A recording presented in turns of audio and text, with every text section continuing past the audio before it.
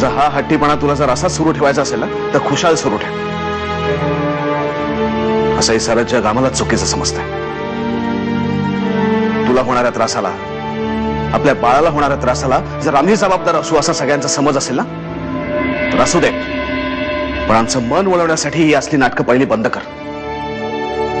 नाही तुला असं वाटत असेल की आमचं तुझ्यावर खूप प्रेम आहे, तुझी अशी अवस्था बघून आमचं मन विरघळेल, आम्ही आमचा निर्णय बदलू, तर ते यावेळेस नक्कीच शक्य नाही, कारण यावेळेस प्रश्न आपल्या बाळाचा आहे. आपली मुलं समाधानात असली ना म्हणजे प्रत्येक आईला असं सुख वाटतं. माझ्या देवचं आता सगळं छान मार्गी लागलंय, यापेक्षा मला आणखी दुसरं काय हवं. खरंच बाई, देऊच्या बाबतीत ते सर्व ऐकलं ना, हापकून गेले होते मी. दिवसातून 17 वेळा देवाला विचारत होते, माझ्या देऊच्याच नशिबी असा भोग का म्हणून. पण एक सांगू, तिच्यावरचं हे संकट त्याच्यामुळेच टळलं की. खरंय, आता माझं देवाकडे एकच मागणं आहे, माझे देव अशीच कायम सुखात राहू दे. आता कुठलंही संकट तिच्या वाऱ्याला सुद्धा फिरकता कामा नये. प्रिया वहिनींच्या दुःखाची झळ तिच्यापर्यंत पोहोचली म्हणून देवयानीने हा निर्णय घेतलाय, आणि असंही तुम्ही तिला कधीच महत्व दिलं नाही. आणि तुम्हाला आनंद याचा नाही झाला की आपलं एकमत झालंय, तुम्हाला आनंद याचा झालाय की आमचं आणि देवयानीचं भांडण झालं. आमचा आनंद जगजाहीर आहे. आम्ही देवयानीचा स्वीकार कधीच केला नव्हता, तिच्या बाळाचा काय स्वीकार करणार. ती वेळच आम्ही तुमच्यावर येऊ देणार नाही रणवीराचे, कारण ती संधीच आम्ही तुम्हाला मिळू देणार नाही. तुमचा हा आनंद फार काळ टिकणार नाही रणवीराचे. तसंही आम्हाला त्या गोष्टीचं काही विशेष वाटत नाही. आम्ही फक्त वाट पाहतो तुम्ही देवयानीला राजे शिर्केंच्या घरातून कधी हाकलून देता. एकदा तसं झालं की आम्ही सगळ्या शहरात मिठाई वाटू. स्वप्न पाहणं सोडून द्या रणवीराचे. आजपर्यंत तुम्ही पाहिलेली स्वप्न ही फक्त स्वप्नच राहिली. देवयानीला घरातून हाकलून देण्याचं तुमचं स्वप्न ही स्वप्नच राहणार आहे. शिक्षण घ्यायचं म्हटल्यानंतर पैसा खर्च होणारच ना.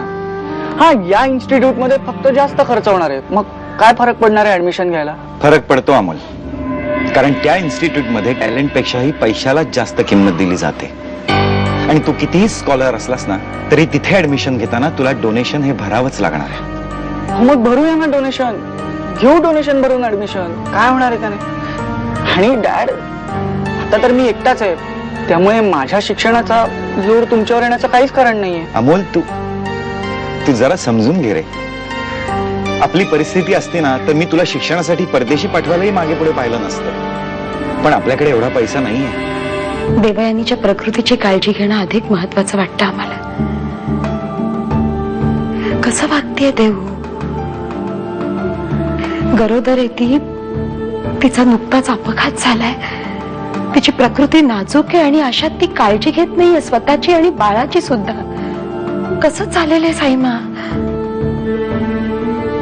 आम्हाला तुमचं म्हणणं पटतं प्रियदर्शनी, पण आम्हाला खात्री आहे यातून नक्की काहीतरी मार्ग निघेल. तू आमच्या बाळाला आमच्यापासून दूर करतेस हे सत्य आम्ही स्वीकारायचं. का आता आमच्या प्रेमाला आमची गरज उरली नाही हे सत्य आम्ही स्वीकारायचं.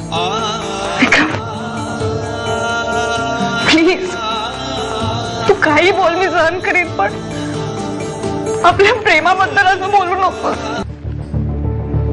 तुझं बरं आहे का, तू बोलून मोकळे झालीस, पण आमचं काय.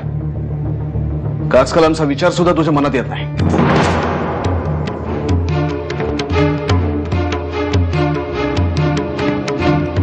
तुझाच विचार करत असते मी सतत. हा निर्णय घेतला तेव्हा सुद्धा आधी तुझाच विचार माझ्या मनात आला.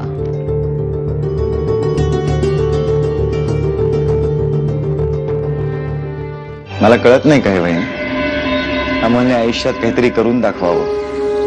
त्याला शिक्षणासाठी बेस्ट युनिव्हर्सिटी, बेस्ट इन्स्टिट्यूट मध्ये ऍडमिशन मिळावी, तो चांगला शिकून मोठा व्हावा हेच आमचंही स्वप्न आहे ना. पण वाईट याचं वाटतं बहिणी की आम्ही त्याच्या भल्याचा विचार करत नाही असा त्यांनी ग्रह करून घेतलाय.